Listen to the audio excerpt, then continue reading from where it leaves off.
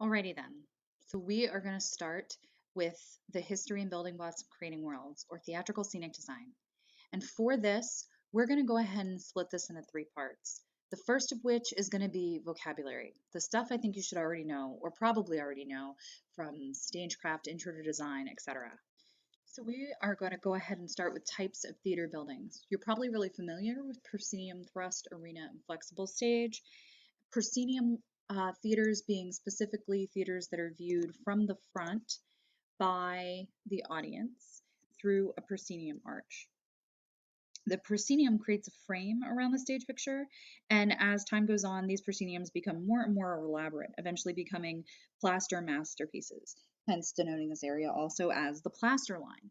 The average proscenium theater might look like this. Prosceniums can have balconies or not. Prosceniums can have small aprons or not, but proscenium arches usually have an enclosed off space which gives us wings. Those wings help us to control sight lines.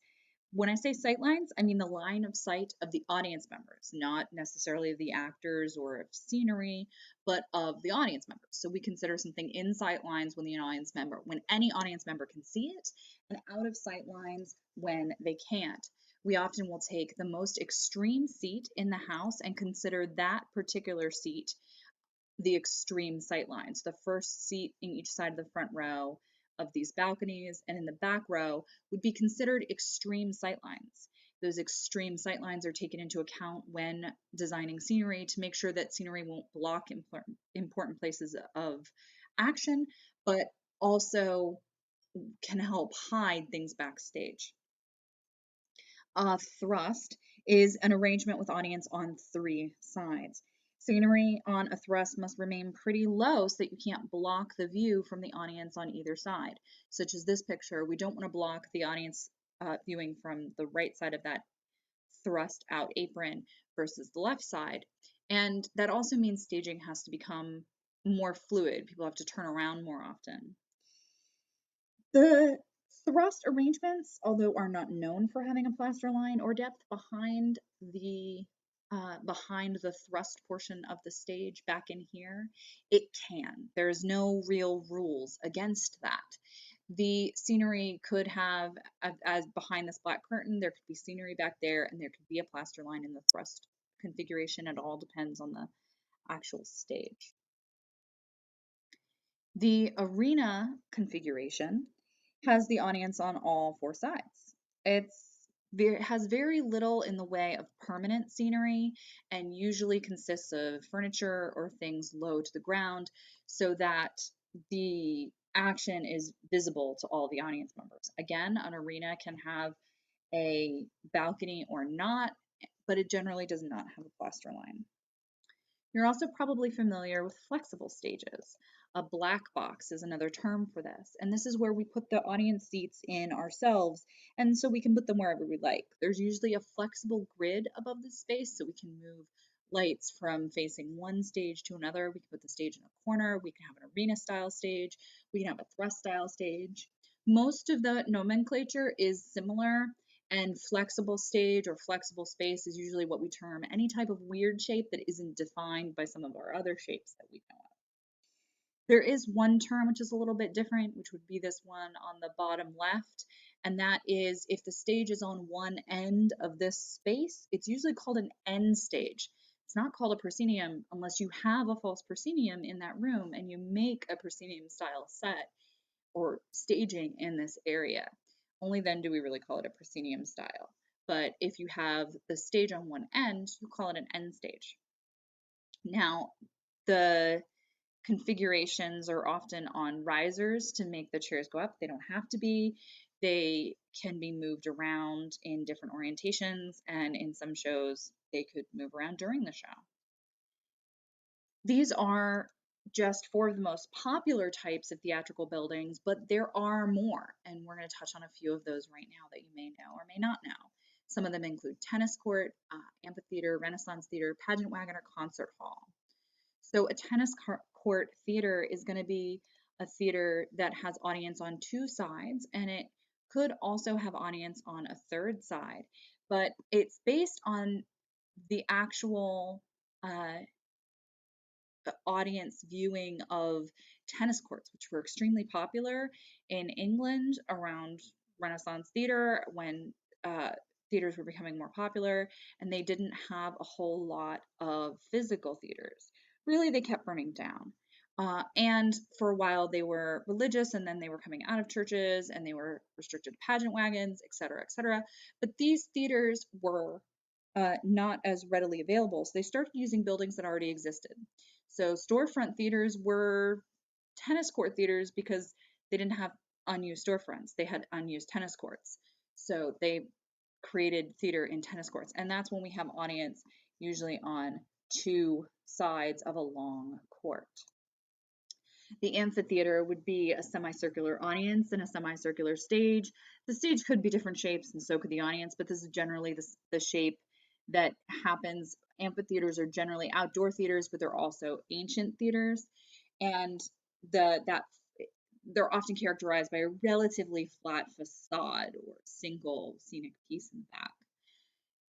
A lot of outdoor theaters still kind of upheld in the same type of orientation, and ancient theaters could get very, very large.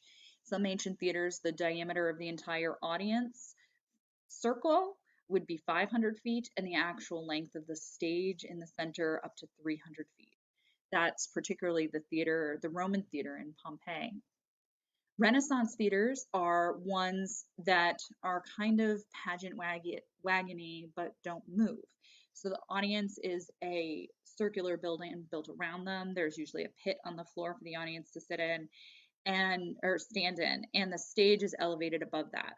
Stages could be square or some other colors, but it has a flat kind of skene or facade again, and then a wagon house in order to change clothes and things like that. Because the prevalence of Shakespearean theater in our current environment, there are some Renaissance theaters that still style theaters that still exist, though they're usually rebuilt. Like this is a rather accurate replica of the Globe in London and is very popular, but their uh, a lot of theater and outdoor theater may also take this kind of general shape on. Pageant wagons are the historical type of theater, and this is a ground plan and overall playing arrangement of this particular type of scenery, but it's a small item that's usually mobile, and you can have a second cart added to it, but they have an acting area, a small amount of scenery, and a place to change clothes. And this is a small version of the same type of arrangement we saw in the amphitheater and the Renaissance theater, where you have playing space and then a small amount of backstage space behind, some place to hide magical items, like up in the top of the pageant wagon. But this kind of really simple set, this kind of really movable, simple set, is something that we use. Well, you can find it used in today in haunted houses and that kind of thing, or parades, but we do still technically use this in theater. It's kind of the same driving force that we have behind musical wagons that come on and off stage.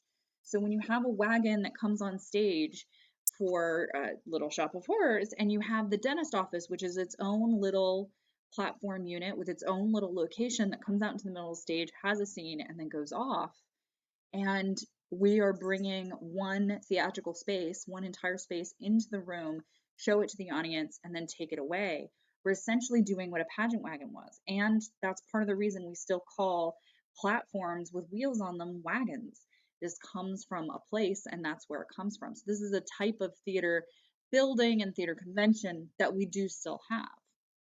The concert hall is an acoustically attractive room, and in in theatrical history, as we start to have more emphasis on music and more emphasis on operas, especially in Italy in the Renaissance, we push that audience back straighter. So we went from these very circular theaters and very close up pageant wagons and amphitheaters, which are also circular. We're trying to get the audience as close to the stage as possible to see the people. But when that doesn't matter, when the sound matters, then we want the people all in front of the singers' mouths, whether or not they can see their faces. So that we extend that room. It also helps with acoustics and amplification. and we really want everybody to be in the path of that sound. Or we could design those rooms in an acoustical way so that sound will travel to the left, to the right, and to the back. Just because there's one typical way to design a concert hall doesn't mean there's only one. And as you can see in the second picture, there's even audience behind the concert, the instruments and singers themselves. So let's talk a little bit more about the types of scenery and the bits and bobs that we create scenery with inside of these general buildings of scenery. We have flat scenery and three-dimensional scenery. We're going to talk first about flat scenery. So we have, of course, flats, which are the most, I guess, simple style of scenery that we've had for a very long time. We've covered them in fabric and hard materials, and we have several different styles of them, but we've been doing flats as fake walls for a very, very long time. I'm talking about ancient Greek long time. So this isn't a new invention, and we've gotten really good at perfecting it. And this is why you have keystones, corner blocks, braces, and it's almost always the same. Having things on 4-foot and 8-foot centers is a relatively new invention because our lumber is in 4-foot and 8-foot segments. But before that, we were still trying to make the lightest, most effective, strongest, easily storable piece, and that is what we do with the flat. We also have drops, which are considerably flat pieces of fabric that hang, usually from the fly system. Backdrops are often painted with trompe-l'oeil effects and end up creating entire scenic worlds behind the action of the play. Backdrops are used in television and film to create entire worlds outside windows and do so with great trickery. They're also used, of course, on stage, as we're talking about here, either as an entire covering of the world in the back to make something look like a forest, or somewhere down the middle to help change a transition. With musicals especially, we have something called a transition in one, where some golden age musicals, 1950 musicals from Broadway, are designed so that, and written so that you have a big scene change happen during a loud and boisterous musical number. They tended to then move that loud and boisterous musical number down to the front of the stage between legs 1 and 2, and we called that the in one passage. And that in one, or in the first leg passage, is where they did all of their entrances and exits. So their blocking notes would say enter in 1, or enter in 2, or enter in 3. And when they're entering in 1 and doing their entire musical number in 1, the set backstage and behind that backdrop is changing. Backdrops did take up lots of space, and there wasn't always a permanent fly system. Before we had entire counterweight systems, you hung one drop at a time. And another way that they could save space and not have to hang individual battens and hang individual systems of rigging, they could also hang a roll drop. And a roll drop, as you can see in this relatively dark GIF I've got going here, also has some sliding or tracking panels.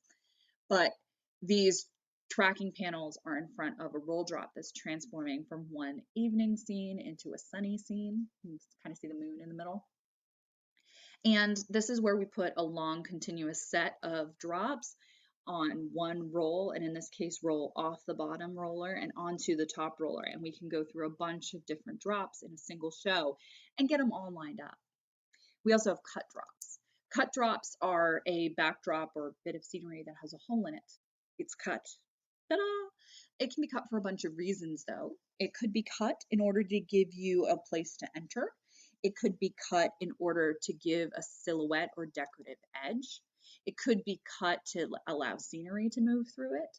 There are lots of reasons it could be cut, but the cut drop is just any drop, painted soft piece of scenery that's flat and doesn't cover the whole stage front, top to bottom.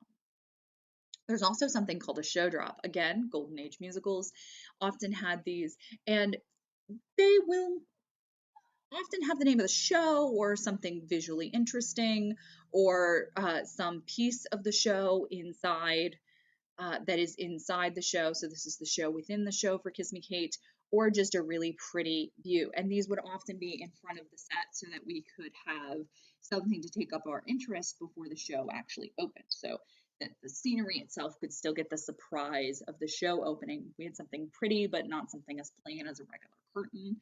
And this show drop really allows us to have more flexibility. It was also something to look at why the overture of an opera or the prelude to a musical was playing. And that would be, the show actually starts, and then there's a couple minutes of music before anything happens. And I mean anything. No singing, no dancing, no nothing. Just everybody sit down and enjoy the music. I said enjoy it, right? So, there's that. We also have projection screens, which uh, we also have projection screens, which may be large surfaces of fabric. You can make them out of special fabric, which will be visible, which is projectable from either the front or the back or the rear. And those projection screens mean that we may not have to have people standing in front of the light from the front. We can put the projector in the back and help work some of that stuff out. But the projection screen surfaces tend to be large, flat expanses. We can also project on stuff that isn't just projection screens, but it does depend on all of those surfaces. And although projections are really cool and innovative and technology-y, they are still just flat pictures. Soft goods are anything that we talk about in hanging from the fly system usually. And most of the time we're talking about things that are soft, made of fabric. When we talk about masking, we usually mean masking as in soft good masking. But don't forget that masking could be any type of hard scenery that you encounter also. So if I have a hard piece of scenery, like a ground row in this picture, masking some lighting fixtures that are on the floor, or masking the bottom of that drop, which is particularly ugly, or masking anything else I deem necessary, then that is functioning as a piece of masking. And masking is anything that blocks or helps to shape sightlines. So the soft good masking is usually black velour, although in this picture, the borders and legs are blue velour, I assume. But masking can be multiple colors. Also the first set of borders and legs are sometimes called the teaser and the tormentor. And the teaser and the tormentor are also sometimes either not uh, fabric without fullness, so it doesn't have the little woogities, the gathering in those drape, that's fullness.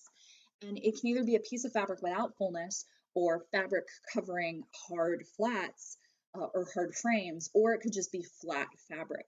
And before the proscenium arch really took off in its entirety, the teaser and the tormentor really functioned as that, or the first set of borders and legs. And some people call all of the borders and legs teasers and tormentors as well, so don't be thrown off if you get that different set of vocabulary.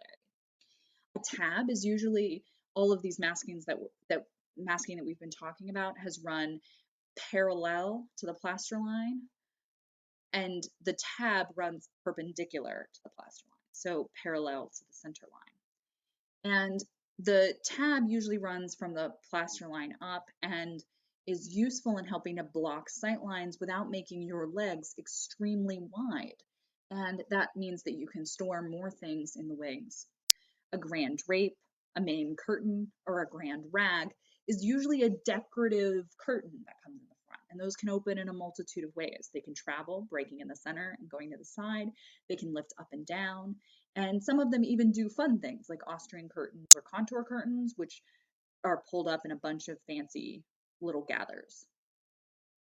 You also have some soft goods like a cyclorama or a scrim. Cyclorama is usually termed a cyc. And a cyc, in most of the theaters you've probably seen at this point in your life, have been a large flat surface of white. And it is supposed to mimic a sky, so it's supposed to be a large blank surface. However, most of the ones that you've probably seen have been flat. In a cyclorama, by definition, the orama part is supposed to be that it's curved. So I take that orama part out. I think it might be the cyc, as in circular. Anyway, I digress.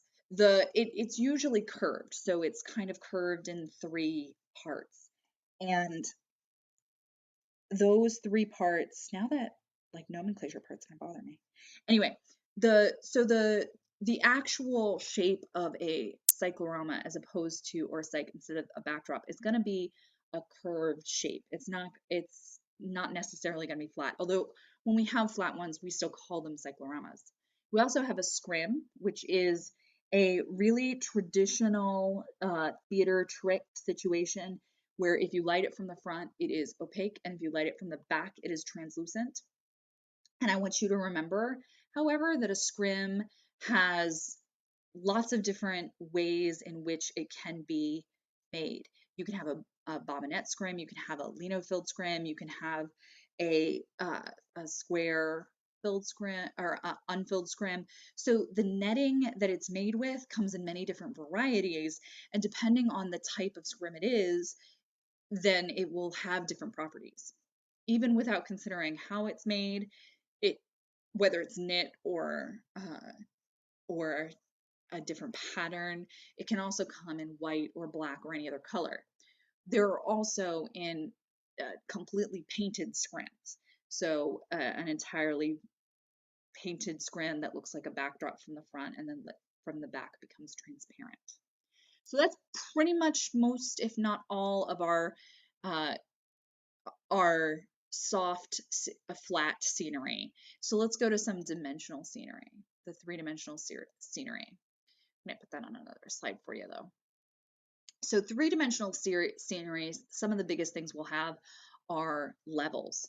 So whether those levels are small levels inside of houses or residences or really extreme non-realistic levels, they give us a complicated set of action and form that we can take.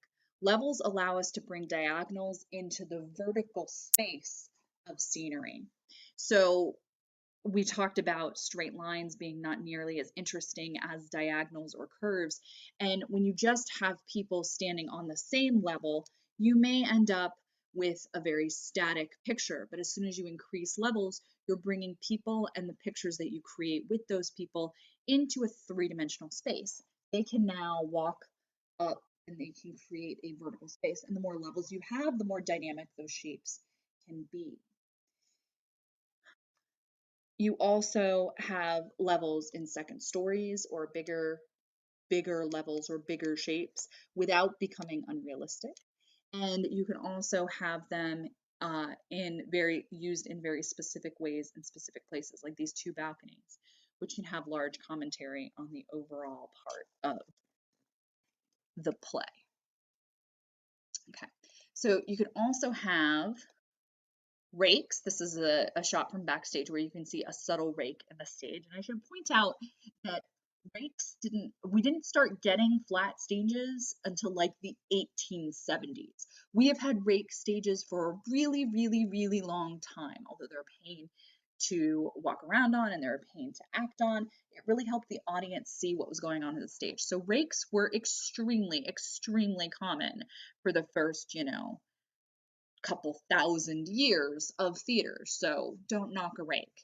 Rakes, however, once we started using flat floors, we started using rakes for design purposes or decorative purposes. Instead of just raking the floor so that the audience could see better, we start using rakes that are there for a really specific evocative purpose. So this rake is across the stage rather than up and downstage to upstage. And that stage left to stage right motion of that rake gives us a very different feel than the all stage rake from front to back. We also have sculpture for 3D scenery, which is, as you might expect, just gigantic three-dimensional scenery that we put on stage. Now, what's interesting is that I know that this is a three-dimensional statue, but gosh, does it not look three-dimensional in this picture. However, it's a full sculpture on stage. You can also get 3D scenery in sculpture on stage, like the figure in the middle, as well as the bits of brick that are falling away and the scenery, the physical texture of the brick on the walls and the broken glass. That all gives us a sense of three-dimensionality in the set. You can also have, like in this model, molding and different layers of things on walls popping out. In addition to that, you have set props and set dressing, which is a sculptural part of the space. It's a lot of what you might think of as uh, props more than scenery, but it's part of the scenery. It's part of what the scenic designer designs, where it goes, what it is, how it fits there. And all of these little pieces, these bits and bobs that are on stage, often are what is pushing us into the 3 dimension close to the audience. And it's things actors more often touch and interact with.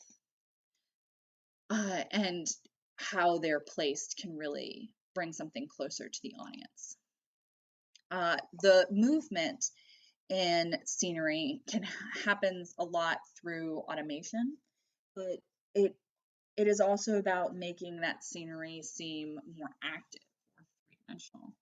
The fly system is either counterweighted or automated, and sometimes it is both. But that allows us to pick things up and move it in and out of a scene. You also have turntables, which can be large circles on a pivot. Basically, any type of revolve would be anything that has a pivot point in it, not a free-floating wagon. And revolves have also been around for a very long time. And don't forget that they don't have to be a perfect circle. This misconception that a revolve is always just a circle can sometimes limit your ability to see other possibilities. There's also a really common thing called the slip stage. And originally we had what we think of now is side to side slip stages, like that about the middle of the picture, D with 1 and 2. What they would do is they would come over here and put scene 1 on platform 1, and that would play to the audience, scene 2 on platform 2. And then when the time came for a scene change, they'd slide both of them over, pull all the scenery off 1 when it's off stage, put a new scene on it while scene 2 plays. And this idea of slipping back and forth between two completely complete sets on wagons sounds an awful lot like a pageant wagon, but it's also the way that we started moving musicals and musical theater. They did do this in ancient theaters, but they kind of did them more vertically for a very long time. They would lift entire stages up into the top of the theater. So this is the proscenium here, and they would take all of the scenery up and back down, and they'd change out the stage, and then they'd move the whole stage back down. They do this really like elaborate back and forth with an elevator going up and down rather than going side to side. And that is true. They just did a lot more flying vertically and descending into a pit than we tend to do now, especially here in Florida. Right, so that is about all the bits and bobs that we have for now. So if you're going to go ahead and continue to part 2, have a good day.